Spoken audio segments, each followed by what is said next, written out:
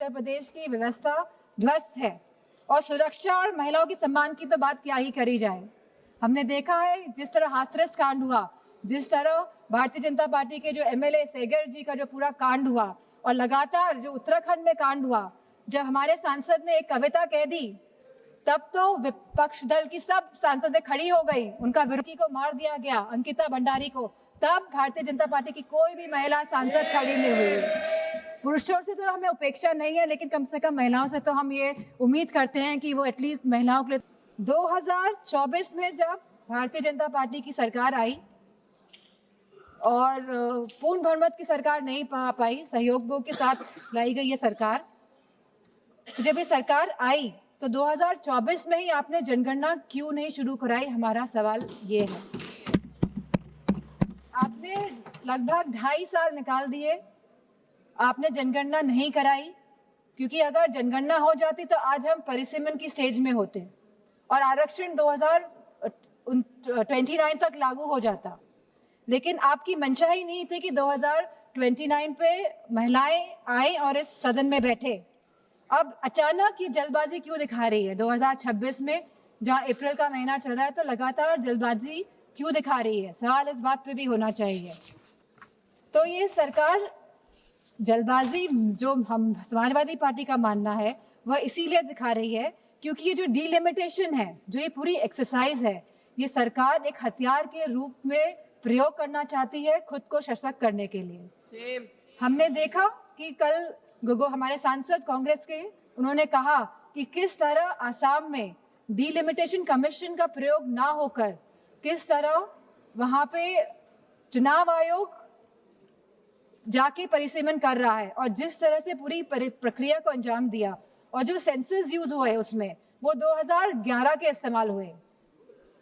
तो कहीं ना कहीं ये बहुत बड़ा प्रश्न चिन्ह उठाता है सरकार पे कि सरकार आखिरकार संविधान में संशोधन क्यों ला रही है, ये संविधान को क्यों बदलना चाहती है, ये क्यों चाहती है कि हमारा संविधान कमजोर हो और सरकार हमेशा सत्ता में बनी रहे।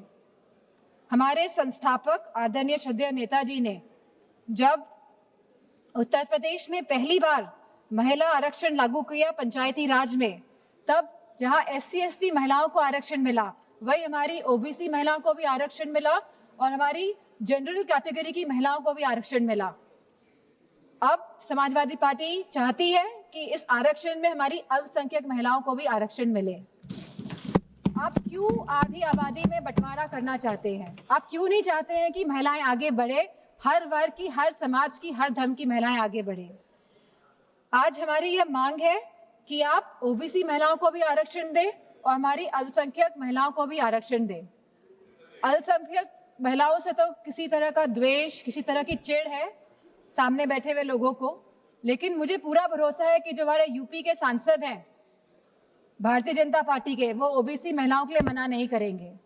तो वाकई में अगर आपको संशोधन लाना था, अगर आपको कॉन्स्टिट्यूशनल अमेंडमेंट करना था, तो आप इस बात का अमेंडमेंट करते कि आप OBC महिलाओं को आरक्षण देने का काम करेंगे। आज जब आप अल्पमत में दिखाई दे रहे हैं, क्योंकि आप जानते हैं कि आपका जो वोट है वो खिसकता जा रहा है कहीं ना कहीं, तो आप इस तरह का भ्रम फैलाने के लिए ये संशोधन बिल लेकर आए हैं, क्योंकि आपका केवल एक ही लक्ष्य है कि जो डेटा, जो कास्ट सेंसस का डेटा, जो जातिगत जनगणना का जो डेटा आएगा, जिससे सबकी भागीदारी सुनिश्चित होगी, निश्चित होगी, आप इससे भागना चाह रहे हैं और आप डीलिमिटेशन की प्रक्रिया से इसीलिए सेंसस को हटाना चाहते हैं, या 20 या 25 साल के सेंसस का आप प्रयोग करना चाहते हैं।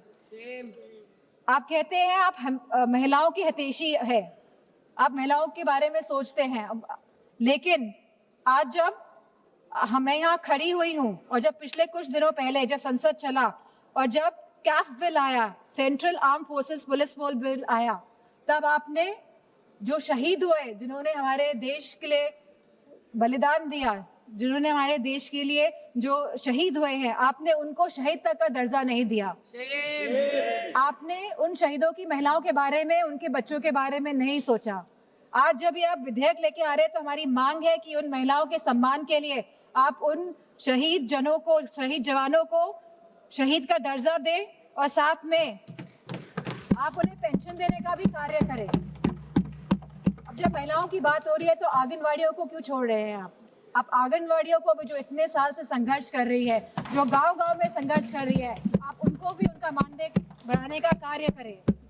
जहां आप सब वाकई में चाहते हैं अगर महिलाएं सशक्त बने तो आप उनकी शिक्षा में ध्यान दीजिए। अध्यक्ष महोदय, यूपी में तो गांव-गांव में स्कूल बंद किए जा रहे हैं, प्राइमरी स्कूल्स को बंद किया जा रहा है बिना कुछ सोचे, बिना कुछ समझे। और स्वास्थ्य के जो हालात हैं और जो पोषण की जो व्यवस्था है उत्तर प्रदेश में, मैं समझती हूँ पूरी तरह से उत्तर प्रदेश की व्यवस्था ध्वस्त है। और सुरक्षा और महिलाओं के सम्मान की तो बात क्या ही करी जाए। हमने देखा है जिस तरह हाथरस कांड हुआ, जिस तरह भारतीय जनता पार्टी के जो एमएलए सेगर जी का जो पूरा कांड हुआ, और लगातार जो उत्तराखंड में कांड हुआ, जब हमारे सांसद ने एक कविता कह दी तब तो विपक्ष दल की सब सांसदें खड़ी हो गई, उनका विरोध करने लगी। भरपूर तरीके से इन लोगों ने विरोध किया, लेकिन जब मणिपुर की घटना हुई तो कोई भी भारतीय जनता पार्टी के महिला सांसद खड़ी नहीं हुए।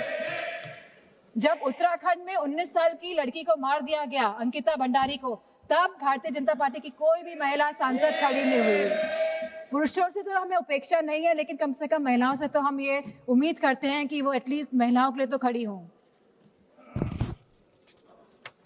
मैं जो ये मोह में है, सत्ता के जो मोह हो गया है भारतीय जनता पार्टी को, जो छोड़ना नहीं चाहते हैं, और जिस तरह से डिलिमिटेशन लाना चाहते हैं, जिस तरह से जातिगत जनगणना नहीं कराना चाहते हैं, जिस तरह से ये लोग चाहते हैं कि सत्ता में बने रहे लेकिन गरीबों को, पिछड़ों को, दलितों को उनका हक, सम्मान, अधिकार नहीं दे, तो मैं कहना चाहती हूँ, क्योंकि कल प्राइम मिनिस्टर जी ने जिक्र किया था कि जब 2023 में ये बिल आया था सबने साथ दिया था, और तब साथ देने पे भी उनकी सरकार आई, लेकिन वो ये ना भूलें कि जब 2023 में बिल पास हुआ था, 2024 में इनकी सरकार आई थी, तो पहले पूर्ण बहुमत की सरकार थी, और अभी कौन सी सरकार है? अभी सहयोगियों के साथ इनकी सरकार बनी हुई है, और अब दोबारा ये बिल लेके आ रहे हैं एक भ्रम फैलाने के लिए, एक इस तरह की भूमिका बनाने के लिए। लेकिन अब जब 2029 में जब चुनाव दोबारा आएंगे तो मेरा पूरा मानना है कि भारतीय जनता पार्टी की सरकार जाने वाली है। और गारंटी की बात की जा रही थी कल, गारंटी, ये तो समय बताएगा। ये तो गारंटी की बात कर रहे थे। बताइए, आपने गारंटी नहीं दी थी कि आप आय दुगनी करेंगे हमारे किसान भाइयों की? क्या आपने गारंटी नहीं दी थी आप 1 पेंशन लेकर आएंगे हमारे नौजवानों के लिए जो शहीद होते हैं? क्या आपने गारंटी नहीं दी थी कि आप 2 करोड़ लोगों को नौकरी देंगे? क्या आपने गारंटी नहीं दी थी कि आप मुफ्त सिलेंडर देंगे? क्या आप यूपी में गारंटी देके नहीं आए थे कि होली और दिवाली में आप महिलाओं को मुफ्त सिलेंडर देने का कार्य करेंगे? क्या वहाँ के आवारा पशुओं को आप उनकी जो समस्या है उसको सुलझाने का काम करेंगे? आपने नोटबंदी में भी गारंटी दी थी कि आप आतंकवाद को खत्म करेंगे। आप सबसे ज्यादा घटनाएं आतंकवाद की अगर हुई हैं तो भारतीय जनता पार्टी की सरकार के समय हुई है, चाहे वो पुलवामा हो, चाहे वो पहलगाम की घटना हो, चाहे वो नक्सलवादियों की घटनाएं हो। सबसे ज्यादा अगर हमारे जवान शहीद हुए हैं तो भारतीय जनता पार्टी के समय में शहीद हुए हैं। नक्सलवाद खत्म हुआ, लेकिन अब शहीदों को शहीद का दर्जा नहीं देंगे, पेंशन नहीं देंगे आप।